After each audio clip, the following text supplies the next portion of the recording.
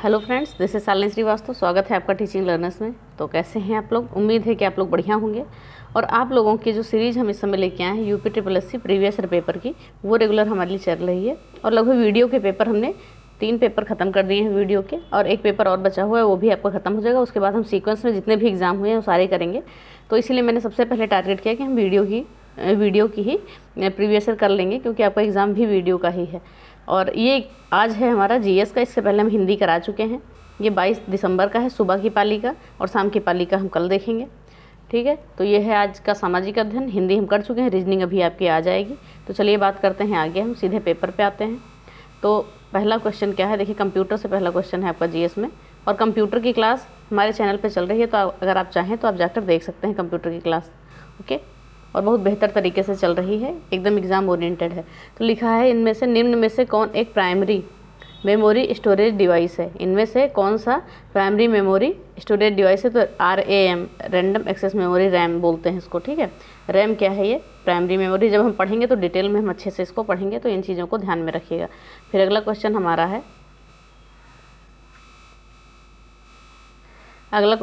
है कि निम्न में से कौन एक प्रोग्रामिंग सॉफ्टवेयर है? निम्न में से कौन एक प्रोग्रामिंग सॉफ्टवेयर है? तो इसमें प्रोग्रामिंग सॉफ्टवेयर कौन सा है? डिस्क क्लीनअप, विंडोज़, या डिस्क डेफ्रैगमेंटर, या विजुअल बेसिक। तो जो विजुअल बेसिक है ये आपका क्या है? प्रोग्रामिंग सॉफ्टवेयर है।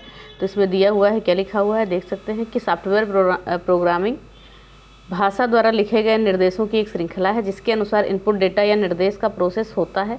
बिना सॉफ्टवेयर के कंप्यूटर कोई भी कार्य नहीं कर सकता। इसका प्राथमिक उद्देश्य डेटा को सूचना में परिवर्तन करना होता है।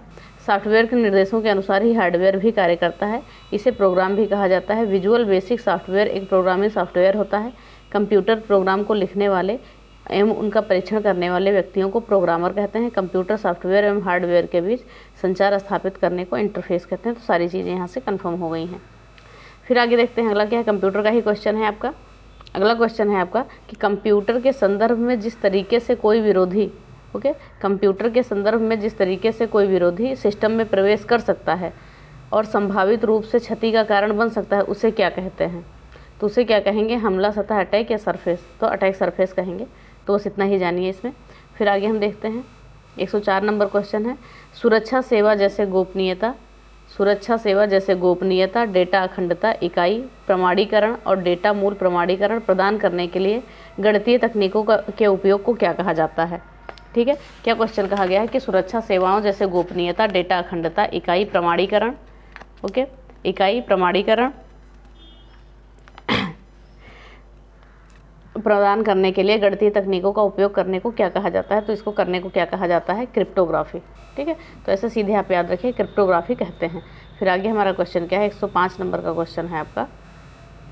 ये देखिए लिखा हुआ है कि विभिन्न सुरक्षा सेवाओं जैसे गोपनीयता, डेटा अखंडता, इकाई प्रमाणीकरण और डेटा मूल प्रमाणीकरण प्रदान करने के लिए विभिन्न गणितीय तकनीकों का प्रयोग क्रिप्टोग्राफी कहलाता है। तो वही चीज़ें हैं, क्वेश्चन का ही आंसर बताया गया है। फिर लिखा है कि उत्तर प्रदेश में कृषि के लिए प्रयुक्त भूमि का प्रतिशत क्या है? ये उस समय का करंट का क्वेश्चन है, वैसे जान लेते हैं।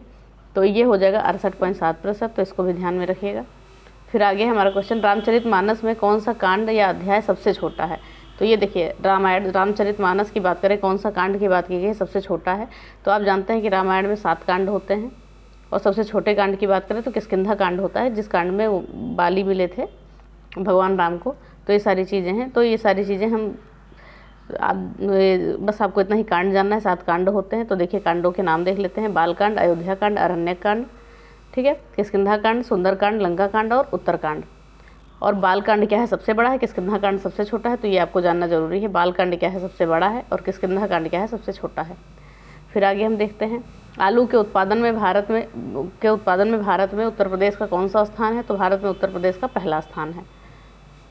हो सकता है कुछ डेटा चेंज हो गया हो, तो बात अलग की है।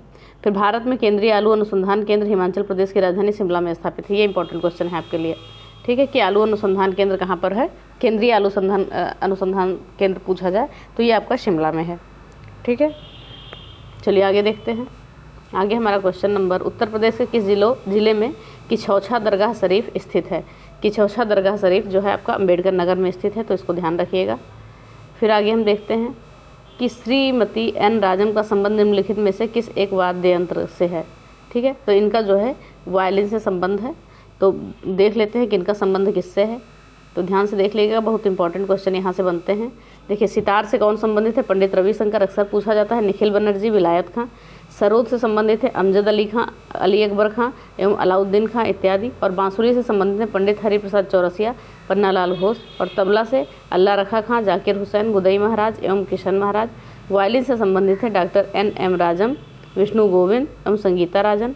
ठीक है। देखिए, दोनों में राजम और राजन आता है, तो ध्यान रखिएगा। वायलिन में संतूर में शिव कुमार शर्मा और वीणा में S. बालचंद्रन एवं बदरुद्दीन डगर। ये चीज़ें हमने पढ़ा दी हैं आपका जीके सीरीज़ में, तो आप जाके देख सकते हैं उसको। फिर आगे हम बात करेंगे इलाहाबाद में किस वर्ष अर्धकुंभ मेले का आयोजन किया जाना है। तो ये उस समय के करंट का क्वेश्चन है। तो उस समय क्या था कि 2019 में किया जाना था। ठीक है। तो ये क्वेश्चन आपका पूछा गया था कुंभ का। फिर आगे हम देखते हैं निम्नलिखित में से किस अवसर पर सोहर लोकगीत का गायन किया जाता है। तो सोहर लोकगीत का गायन होता है बच्चे के जन्म पर। ठीक है। फिर आगे हम देखते हैं लठमार होली के लिए कौन सा स्थान है। तो सीधी सी बात है कि बरसाना है। आप जानते हैं कि बरसाना में लठमार होली होती है। फिर आगे हम देखते हैं अगला क्वेश्चन है मिट्टी की बारात नामक कविता संग्रह के लेखक कौन है। ये चीज़ें भी आपको पढ़ाई जा चुकी है। मिट्टी की बारात के कौन है? तो शिवमंगल सिंह सुमन है। ठीक है, याद रखिएगा इनका भी नाम शिवमंगल सिंह सुमन है, मिट्टी की बारात के। फिर आगे हम देखते हैं, इसका थोड़ा सा डिटेल देख लेते हैं। तो शिवमंगल सिंह सुमन का जन्म उत्तर प्रदेश के उन्नाव। तो ये सारी चीज़ें पूछेगा नहीं, सिर्फ आपकी रचनाएं पूछी जाती हैं। हाँ, और इन्हें क्या है साहित्य अकादमी 1974 में प्रदान किया गया, ये याद रखिएगा। तो अश्वघोष किसकी रचना है? बुद्धचरित की। अश्वघोष की रचना कौन सी है? बुद्धचरित है। बाणभट्ट की रचना है कादम्बरी। सूरदास की है सूरसागर साहित्य लहरी। शूद्रक है मृच्छकटिकम। ये रचनाएं अक्सर पूछी जाती हैं। गीतांजलि रविन्द्रनाथ टैगोर की रचना है, इसको नोबेल भी मिला है। प्रेमचंद गोदान गबन रंगभूमि कर्मभूमि। सुमित्रा नंदन पंत चिदम्बरा। और देखते हैं, और रामधारी सिंह दिनकर की उर्वशी है और कुरुक्षेत्र है। महादेवी वर्मा की है यामा। और सूर्यकांत त्रिपाठी निराला जी की है अनामिका। ये सब महत्वपूर्ण रचनाएं हैं इनकी। और उर्वशी जयशंकर प्रसाद जी की भी है, तो ये भी आप याद रखिएगा। ठीक है, चलिए आगे देखते हैं। अगला क्वेश्चन हमारा है कि निम्नलिखित में से किस शहर में सेंट्रल फुटवियर ट्रेनिंग इंस्टीट्यूट है। तो आगरा में है ये। ठीक है, फुटवियर ट्रेनिंग इंस्टीट्यूट कहाँ पर है? आगरा में है। चलिए इन चीज़ों के बारे में और देख लेते हैं, यहाँ से कुछ चीज़ें हम और जान लेंगे। तो सेंट्रल फुटवियर ट्रेनिंग इंस्टीट्यूट आपका आगरा में है। केंद्रीय गन्ना अनुसंधान संस्थान कहाँ पर है? कोयम्बटूर है। हमने उत्तर प्रदेश का आपको पूरा पढ़ा दिया अनुसंधान संस्थान, और केंद्र का नहीं पढ़ाया है। राष्ट्रीय समुद्र विज्ञान पणजी में है। केंद्रीय वन अनुसंधान संस्थान देहरादून में है। औषधि अनुसंधान संस्थान केंद्रीय लखनऊ में है। अखिल भारतीय आयुर्विज्ञान संस्थान नई दिल्ली में है। भारतीय मौसम वेधशाला पुणे में है। College of military engineering Pune में है। और केंद्रीय तिब्बती शिक्षण संस्थान आपका वाराणसी में है। तो हमने उत्तर प्रदेश का पढ़ा दिया है, आप इसका केंद्र का याद कर लीजिएगा। 2011 की जनगणना के अनुसार उत्तर प्रदेश के किस जिले की संख्या सर्वाधिक है? ये चीज़ आप पढ़ चुके हैं। इलाहाबाद आप ऐसे ही लगा सकते हैं। ठीक है, फिर बात करें चोल अभिलेखों के अनुसार जैन सभाओं को दान में दिए जाने वाले भूमि को क्या कहा जाता था। तो चोल क्या है? चोल अभिलेखों के अनुसार जैन सभा में जो दान दिया जाता था उसे कहते थे पलिच्छांदम। ठीक है, तो ये चीज़ें हो गई। फिर आगे देखते हैं, हाँ आगे भी देख लीजिए और क्या है, और भी चीज़ें दी हैं। वेलान वगाई कहते थे गैर ब्राह्मण किसान स्वामी की भूमि। और ब्रह्मदेया कहते थे ब्राह्मणों को उपहार में दी गई भूमि। शाला भोगा कहते थे किसी विद्यालय के रखरखाव के लिए भूमि को। और पल्लिच्छदानम कहते थे जैन संस्थाओं को दी गई भूमि। और देवदान को कहते थे किसी मंदिर को उपहार में दी गई भूमि को। तो ये सारी चीज़ें हुई। फिर 117 नंबर हमारा क्वेश्चन है, क्या है कि किस शासक ने भारत में तुगलक वंश की नींव रखी थी। तो ये आप सब लोग जानते होंगे कि किस शासक ने भारत में तुगलक वंश की नींव रखी थी। तो जाहिर सी बात है गयासुद्दीन तुगलक ने तुगलक वंश की नींव रखी थी। ठीक है, क्या लिखा है? तुगलक वंश का संस्थापक गाजी मलिक या गयासुद्दीन तुगलक था। इसका संबंध कोरोना जाति से था। ठीक है, गाजी मलिक 8 सितंबर 1320 को गद्दी पर बैठा, तो ईयर नहीं है। चलिए आगे फिर देखते हैं। अगला हमारा क्वेश्चन है 118 नंबर क्वेश्चन है, लिखा है निम्नलिखित में से, ये बहुत ज़्यादा पूछा जा चुका है क्वेश्चन, निम्नलिखित में से किस शासक की मृत्यु उसके पुस्तकालय की सीढ़ियों से गिरकर हुई है। तो हुमायूं की मृत्यु जो है सीढ़ियों से गिरकर हुई है। और एक आप कमेंट बॉक्स में लिखिएगा कि घुड़सवारी करते समय घोड़े से गिरकर किसकी मौत हुई थी। फिर बात करते हैं विश्व प्रसिद्ध मोर सिंहासन का निर्माण और उसकी लाल किले में स्थापना निम्न में से किस मुगल शासक ने करवाई थी। तो शाहजहां ने करवाई थी। इन चीज़ों को आप याद रखिएगा। और क्या है इसके बारे में कुछ प्रसिद्ध चीज़ें हैं, याद देख लीजिएगा। अब पहले प्रसिद्ध मयूर सिंहासन का निर्माण शाहजहां ने करवाया था। पहले यह आगरे किले में था, बाद में इसे दिल्ली लाल किले में स्थापित किया गया था, जिसे यहाँ से लूट कर नादिर शाह अपने देश ईरान ले गया था। शाहजहाँ के शासनकाल में मुगल काल स्थापत्य कला का स्वर्णकाल भी कहा जाता है। इंपॉर्टेंट लाइन है आपकी, इंपॉर्टेंट लाइन क्या है आपकी कि शाहजहाँ के शासनकाल को मुगल स्थापत्य कला का स्वर्णकाल कहा जाता है। शाहजहाँ के द्वारा बनाई गई इमारतों में दिल्ली का लाल किला, दीवाने आम, दीवाने खास, दिल्ली की जामा मस्जिद और आगरे का मोती मस्जिद और ताजमहल, ये सारी चीज़ें हैं शाहजहाँ की बनवाई हुई। फिर बोध गया महत्वपूर्ण तीर्थ केंद्र क्यों है? बोध गया एक महत्वपूर्ण तीर्थ केंद्र क्यों है? तो हम इसको देखते हैं क्यों है। क्योंकि लिखा है क्योंकि यहाँ गौतम बुद्ध पैदा हुए थे, तो नहीं पैदा हुए थे यहाँ पर। क्योंकि गौतम बुद्ध ने यहाँ पर ज्ञान प्राप्त किया था, ये आपका सही होगा। क्योंकि गौतम बुद्ध ने यहाँ पर ज्ञान प्राप्त किया था, इसीलिए क्या है, इसीलिए ये क्या है, प्रसिद्ध है बौद्ध केंद्र। ठीक है, तो बौद्ध जैन धर्म जब आपने पढ़ा होगा तो सारी चीज़ें देखी होंगी। फिर आगे हम देखते हैं, अगला क्वेश्चन है, महात्मा गांधी ने भारतीय राष्ट्रीय कांग्रेस निम्नलिखित सत्रों में किसकी अध्यक्षता में की थी? ठीक है, किसकी अध्यक्षता की थी, सॉरी, कि महात्मा गांधी ने भारतीय राष्ट्रीय कांग्रेस के निम्नलिखित सत्रों में से किसकी अध्यक्षता की थी? तो आप बता सकते हैं किसकी अध्यक्षता की थी। बेलगाम अधिवेशन की थी महात्मा गांधी ने। क्या है, भारतीय राष्ट्रीय कांग्रेस की स्थापना एक अवकाश प्राप्त अधिकारी एलन ऑक्टेवियन ह्यूम यानी एओ ह्यूम कहते हैं ने 28 दिसंबर 1885 को की थी। और भारत में सबसे बड़े राजनीतिक दलों में से एक भारतीय राष्ट्रीय कांग्रेस द्वारा समय पर अधिवेशन आयोजित किए गए थे। कांग्रेस का पहला अधिवेशन 1885 में बम्बई में हुआ था। तो ये सारी चीज़ें हम आपको बता चुके हैं। तो याद रखिए, बस आपको क्या इसमें इस क्वेश्चन में क्या ज़रूरी है कि वर्ष 1924 में बेलगाम कर्नाटक के कांग्रेस के 40वें अधिवेशन में राष्ट्रपिता महात्मा गांधी ने पहली एवं अंतिम बार अध्यक्षता की थी। अगर पूछा जाता है, ये लाइन इंपॉर्टेंट बनती है कि महात्मा गांधी ने पहली और अंतिम बार कहाँ की अध्यक्षता की थी, तो बेलगाम अधिवेशन की अध्यक्षता की थी। फिर 122 नंबर क्वेश्चन है आपका, यह है कि ब्रिटेन के किस प्रधानमंत्री ने सांप्रदायिक पुरस्कार की घोषणा की थी? ब्रिटेन के किस प्रधानमंत्री ने सांप्रदायिक पुरस्कार की घोषणा की थी? तो इसको याद रखिएगा, 1932 में ग्रेट ब्रिटेन के किस प्रधानमंत्री ने सांप्रदायिक पुरस्कार की घोषणा की थी? Stanley Baldwin, novel Chamberlain, sir Winston Churchill या जेम्स रेमस मैकडोनाल्ड? तो जेम्स रेमस मैकडोनाल्ड ने सांप्रदायिक पुरस्कार की घोषणा की थी। ठीक है, तो ये चीज़ें हो गई। फिर आगे हम देखते हैं, भारतीय स्वतंत्रता आंदोलन 1932 में ग्रेट ब्रिटेन के प्रधानमंत्री जेम्स रेमस मैकडोनाल्ड ने सांप्रदायिक अवार्ड यानी कि कम्युनल अवार्ड की घोषणा की थी। जेम्स रेमस मैकडोनाल्ड एक ब्रिटिश राजनेता थे जिन्होंने 1929 से 1935 तक यूनाइटेड यानी यूके के प्रधानमंत्री के रूप में कार्य किया था। तो इसमें इतना कुछ जानने वाला नहीं है आपका। निम्नलिखित में से किस शहर में स्वतंत्रता सेनानी चंद्रशेखर आज़ाद ने ब्रिटिश पुलिस द्वारा घिर जाने पर खुद को गोली मार ली थी? तो इलाहाबाद में। ठीक है, इलाहाबाद, ये इंपॉर्टेंट है आपका क्वेश्चन। इलाहाबाद में तो 27 फरवरी 1931 को जब चंद्रशेखर आज़ाद, सुखदेव व अन्य साथियों के साथ इलाहाबाद के अल्फ्रेड पार्क में, अल्फ्रेड पार्क का नया नाम क्या है ये आप बताइएगा, अल्फ्रेड पार्क का नया नाम कहाँ है? अल्फ्रेड पार्क में इनको गोली इन्होंने खुद को मार ली थी। भविष्य की योजनाओं पर विचार कर रहे थे, तभी ब्रिटिश पुलिस ने उन्हें घेर लिया। आज़ाद ने पिस्तौल निकाल कर गोलियां चलानी शुरू कर दी और सुखदेव को उसको वहाँ से भगा दिया। अंत में उनके पास एक गोली बची थी, तो उन्होंने प्रण लिया कि जीवित रहते पुलिस के हाथ नहीं आएंगे और बची गोली पर स्वयं दाग कर आत्मबलिदान कर दिया। ठीक है, और वही अल्फ्रेड पार्क देखिए जो हमने उससे क्वेश्चन पूछा है, अल्फ्रेड पार्क का नाम बदल करके शहीद चंद्रशेखर आज़ाद पार्क रखा गया है। फिर बात करते हैं, निम्नलिखित में से किस नदी का समागम अरब सागर में है? निम्नलिखित में से किस नदी का समागम अरब सागर में है? तो किस नदी का समागम अरब सागर में है? नर्मदा नदी का है। क्या है? नर्मदा नदी की लंबाई 1312 किलोमीटर है। यह विंध्याचल पर्वत श्रेणी में स्थित अमरकंटक नामक स्थान से निकलती है। इस नदी का समागम या मुहाना खंभात की खाड़ी अरब सागर में है, या पश्चिम दिशा की ओर बहने वाली नदी है। ठीक है, फिर क्वेश्चन है, क्वेश्चन नंबर आपका है 125 कि भद्रा वन्यजीव अभयारण्य किस राज्य में है? भद्रा वन्यजीव अभयारण्य किस राज्य में है? तो ये आपका पड़ता है कर्नाटक में। तो हम कुछ चीज़ों को और देख लेंगे, सॉरी मध्य प्रदेश में लगा दिया, कर्नाटक में पड़ता है ये। और इसमें कुछ और अब देख लीजिए, यहाँ पर कुछ वन्यजीव अभयारण्य या नेशनल पार्क, ये सारी चीज़ें देख लीजिए। हजारीबाग वन्यजीव अभयारण्य झारखंड में है।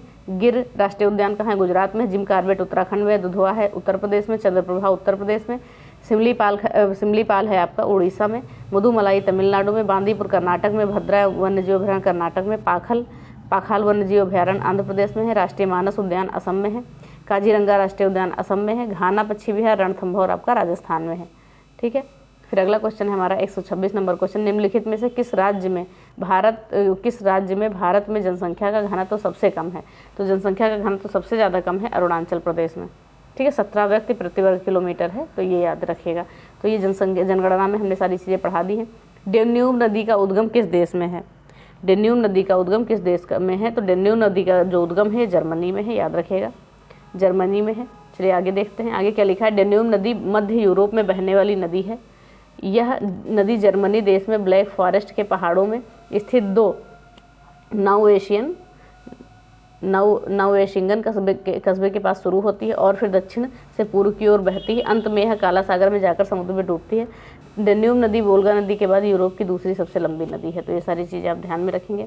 फिर आता है अगला क्वेश्चन कि क्षेत्रफल के आधार पर सबसे बड़ा महाद्वीप निम्नलिखित में से कौन सा है? तो क्षेत्रफल के आधार पर सबसे बड़ा महाद्वीप एशिया है। कुछ क्वेश्चन बहुत अच्छे हैं, कुछ क्वेश्चन थोड़ा सा टफ है।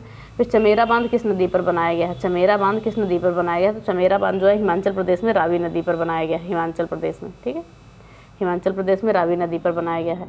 गैलेरस ज्वालामुखी किस देश में स्थित? तो गैलेरस ज्वालामुखी जो है आपका कोलंबिया में है, ठीक है, कोलंबिया में स्थित है। देख लेते हैं इसके बारे में थोड़ा सा, क्या है गैलेरस ज्वालामुखी, क्या है, कोलंबिया में स्थित है। यह ज्वालामुखी इक्वाडोर देश के साथ लगने वाले कोलंबिया देश की दक्षिणी सीमा पर स्थित है और गैलेरस ज्वालामुखी कोलंबिया देश की सबसे सक्रिय ज्वालामुखी मानी जाती है। कहाँ की? कोलंबिया की सबसे सक्रिय ज्वालामुखी मानी जाती है। विश्व का सबसे ऊंचा ज्वालामुखी इक्वाडोर देश का माउंट कोटोपैक्सी ज्वालामुखी है, ठीक है, इक्वाडोर देश का माउंट कोटोपैक्सी है। फिर अगला क्वेश्चन है थोसेघर वाटरफॉल किस राज्य में है? थोसेघर वाटरफॉल किस राज्य में है? तो ये है आपका महाराष्ट्र में। चलिए आगे देख लेते हैं, ये आपका महाराष्ट्र राज्य में है, ठीक है। तो बस इतना जानिए। थोसेघर जलप्रपात कहाँ पर है? भारत के महाराष्ट्र राज्य में स्थित जलप्रपात है। जबकि दूध सागर जो है ये भारत के गोवा में स्थित है। जोग या गरसोप्पा है कर्नाटक में और डुडुमा जलप्रपात उड़ीसा में है। तो इस प्रकार नियाग्रा जलप्रपात जो है आपका यूएसए में है और कनाडा की सीमा पर स्थित एक जलप्रपात है। तो ये सारी चीज़ें हुई। जलप्रपात भी हमने आपको जो छोटी छोटी वीडियो में पढ़ा रहे थे तो उसमें हमने आपको पढ़ाया था। एक मिनट, कहाँ गया क्वेश्चन आपका? हाँ, ये आ गया। फिर दिया है भारत के उत्तरी गोलार्ध में रहने वाली कुल मानव आबादी का अनुमानित प्रतिशत क्या है? भारत के उत्तरी गोलार्ध में रहने वाली मानव आबादी का अनुमानित प्रतिशत क्या है? तो मानव आबादी का कुल प्रतिशत कितना है? 90% उत्तरी गोलार्ध में जो आबादी रहती है, बाकी 10% अलग रहती है। तो श्री रामनाथ कोविंद भारत के कौन से राष्ट्रपति हैं, ऐसा पूछा गया है। तो इस समय कौन है? आपकी द्रौपदी मुर्मू है। तो उस समय ये 14वें थे, तो इस समय ये 15वीं है द्रौपदी मुर्मू, ठीक है। तो ये क्वेश्चन काट देते हैं, यहाँ पर द्रौपदी मुर्मू को लिख लीजिए, रामनाथ कोविंद की जगह ये 15वीं है, तो याद रखिएगा इसको। फिर बात करते हैं भारत के संविधान के अनुच्छेद 243(a) के अनुसार पंचायतों की वित्तीय स्थिति की समीक्षा के लिए वित्त आयोग का गठन कब किया जाता है? ठीक है, वित्त आयोग का गठन कब किया जाता है? तो आपका क्या है कि हर 5वें वर्ष की समाप्ति पर किया जाता है, ठीक है, हर 5वें वर्ष की समाप्ति पर किया जाता है। फिर आगे हम देखते हैं आंसर। 135 नंबर क्वेश्चन है, भारत के संविधान के किस अनुच्छेद के अनुसार राष्ट्रपति के पास अध्यादेश जारी करने की शक्ति है? तो अध्यादेश जारी करने की शक्ति है 123, अनुच्छेद 123। तो अनुच्छेद भी आपके इंपॉर्टेंट है, इनको भी देखिएगा, ठीक है। और 213 के तहत राज्यपाल को भी राष्ट्रपति की भांति अध्यादेश जारी करने की शक्ति है। अगर पूछा जाए राष्ट्रपति को अध्यादेश जारी करने की शक्ति तो 123 अनुच्छेद में, और राज्यपाल को 213। देखिए दोनों आपस में रिलेट होते हैं, तो ऐसे आप रिलेट कर लीजिएगा। फिर आगे नंबर क्वेश्चन है 136 कि राज्यसभा में मनोनीत सदस्यों की संख्या कितनी क्या है? तो मनोनीत सदस्यों की संख्या 12 होती है, तो ये आप भी जानते हैं। तो फिर आगे हम देखते हैं, को विधानसभा के सत्रावसान करने की शक्ति होती है? किसे जो है किसे विधानसभा के सत्रावसान करने की शक्ति किसे होती है? तो ये होती है राज्यपाल को, ठीक है, राज्यपाल को विधानसभा के सत्रावसान करने की शक्ति है। देखिए पॉलिटी में आपका राष्ट्रपति है, राज्यपाल है, सब चीज़ें बहुत ज़्यादा इंपॉर्टेंट बनेगी आपकी। फिर आगे देखते हैं, प्रथम मोबाइल ओपन एक्सचेंज जोन का उद्घाटन कहाँ किया गया? प्रथम मोबाइल ओपन एक्सचेंज जोन का उद्घाटन कहाँ गया? ये उस समय के करंट का क्वेश्चन था, तो उस समय ये नोएडा में किया गया था, बस इतना ही आपको याद रखना है। फिर बात करते हैं 2018 के eighty Kirni FDI confidence index का भारत में स्थान, ये आपको नहीं जानना है, ठीक है, ये आपको नहीं जानना है, ये उस समय के करंट का क्वेश्चन है। फिर आगे हम देख लेते हैं, केंद्रीय मंत्रिमंडल ने क्षेत्रीय ग्रामीण बैंकों RRB के पुनर्पूंजीकरण की योजना को कब तक विस्तार को मंजूरी दे दी है? कब तक विस्तार को मंजूरी दे दी है? तो 2020, ये उस समय के करंट का क्वेश्चन था, इसको भी हटाइए। फिर आगे हम देखते हैं, आगे है बाघ दिवस, ये सबसे इम्पोर्टेंट क्वेश्चन आपका, बाघ दिवस कब मनाया जाता है? एक सेकंड, कौन सा नंबर क्वेश्चन है आपका? 141। ओके, तो बाघ दिवस की बात करते हैं। तो बाघ दिवस, वर्ल्ड टाइगर डे कब मनाया जाता है? तो ये मनाया जाता है आपका 29 जुलाई को बाघ दिवस मनाया जाता है। इंपॉर्टेंट है, कई जगह पूछा गया है, तो कुछ चीज़ों को जान लेते हैं इसके बारे में। विश्व बाल दिवस, बाघ दिवस होगा, बाल लिखा हुआ है। बाघ दिवस संपूर्ण विश्व में 29 जुलाई को मनाया जाता है। विश्व बाघ दिवस का उद्देश्य बाघों के प्राकृतिक आवासों की सुरक्षा एवं बाघ संरक्षण के मुद्दे को पर लोगों को जागरूक करना है। वर्ष 2010 में रूस के सेंट पीटर्सबर्ग में हुए बाघ सम्मेलन में 29 जुलाई को अंतर्राष्ट्रीय बाघ दिवस मनाने का निर्णय लिया गया और 2022 तक बाघों की संख्या में दोगुनी करने का लक्ष्य रखा गया था। तो ये चीज़ें थी, लक्ष्य उसमें थी 2022 तक दोगुना करने का लक्ष्य रखा गया था। फिर आगे देते हैं 142 में भारत का पहला वैश्विक गतिशीलता शिखर सम्मेलन, भारत का पहला, तो ये उस समय के करंट का क्वेश्चन है, तो इसको आपको नहीं ध्यान में रखना है। फिर आगे हम देखते हैं निम्नलिखित सरकारों में से किसने सूर्य शक्ति किसान योजना प्रारंभ की है? तो योजना आप जान सकते हैं, योजना आपको 2014 से ही याद रखनी है, तो गुजरात सरकार ने शुरू की है, तो ये चीज़ याद रखिएगा, ठीक है। सूर्य शक्ति किसान योजना गुजरात सरकार ने। फिर आगे हमारा क्वेश्चन बनता है कि हरियाणा सरकार द्वारा पंचायतों के स्टार रैंकिंग देने पर शुरू की गई 7 सितारा ग्राम पंचायत इंद्रधनुष योजना कितने सामाजिक मानकों पर आधारित है? तो 7 सामाजिक मानकों पर आधारित है, ठीक है। कौन कौन से मानक थे उस समय? वो मानक थे आपके लिंगानुपात, अपराध मुक्ति, शिक्षा, स्वच्छता, पर्यावरण संरक्षण, शासन एवं सामाजिक भागीदारी। फिर अगला क्वेश्चन हमारा 145 नंबर कि तेलंगाना पुलिस ने राज्य के पूरे पुलिस विभाग के व्यावसायिक संचार और सहयोग की ज़रूरतों का समर्थन करने के लिए कौन सा मोबाइल एप्लीकेशन लॉन्च किया है? तो ये उस समय का करंट का है, लेकिन आप जान लीजिए कि COP कनेक्ट, ठीक है, ये आप इनका ऐप था। फिर अगला क्वेश्चन है हाल ही में से किसको त्रिपुरा का राज्यपाल घोषित किया गया है? तो उस समय के करंट का क्वेश्चन था, इसको छोड़ दीजिए। फिर नाबार्ड का विस्तृत रूप क्या है? तो नाबार्ड का विस्तृत रूप है आपका national bank for agriculture and rural development. इसकी स्थापना कब हुई थी? 12 जुलाई, शायद 12 जुलाई ही है, बताइएगा कन्फर्म करके। 1882 या 1982 क्या है बताइएगा? 1982 है शायद, देख लीजिएगा नाबार्ड की। चलिए हम आगे देख लेते हैं, डिटेल में हो सकता है दिया हो। हाँ, 12 जुलाई 1982 ही है आपका, ठीक है। नाबार्ड की स्थापना 12 जुलाई 1982 को हुआ था। फिर आगे हम क्वेश्चन देखते हैं 148, निम्नलिखित में से कौन सा दुनिया का सबसे बड़ा ट्रैक्टर बाजार है? तो सबसे बड़ा दुनिया का ट्रैक्टर बाजार है भारत, ठीक है, क्योंकि भारत कृषि प्रधान देश है, इसीलिए यहाँ पर ये सारी चीज़ें हैं। फिर आगे बात करेंगे, ये आपका करंट का क्वेश्चन है, इसको छोड़ दीजिए, ये भी करंट का ही है आपका। तो ये होता है आपके 50 क्वेश्चन यहाँ पे समाप्त हो जाते हैं GS के, ठीक है। GS के हम 50 क्वेश्चन ख़त्म कर दिए हमने। और अब आप बताइएगा कि अब देखिए ये पेपर आपका 2018 वीडियो का, देखिए वीडियो का हमने कौन सा पेपर ख़त्म कर लिया है देख लीजिएगा। 2016 का पेपर ख़त्म कर लिया है, 2018 में हमने 23 दिसंबर का पेपर ख़त्म कर लिया है और 22 दिसंबर का हम ख़त्म कर रहे हैं। 22 दिसंबर का आज ख़त्म हो जाएगा और कल जो है शाम का ख़त्म हो जाएगा। उसके बाद हम सीक्वेंस में जितने भी पेपर होंगे वो सब चलेंगे। अगर आपने बुक नहीं खरीदी है, प्रैक्टिस सेट नहीं खरीदी है, तो आप देख सकते हैं, आपका फ़ायदा ही होगा, ठीक है। और आपने कंप्यूटर की क्लास कहा था, कंप्यूटर का हमने स्टार्ट कर दिया है, तो प्लीज़ उस पर रिस्पॉन्स दीजिए, आपका रिस्पॉन्स नहीं जा रहा है। तो चलिए इसी के साथ क्लास खत्म करते हैं। तो अगर वीडियो पसंद आई है तो प्लीज़ वीडियो को लाइक करिएगा, शेयर करिए और चैनल को सब्सक्राइब करें। धन्यवाद, जय हिंद।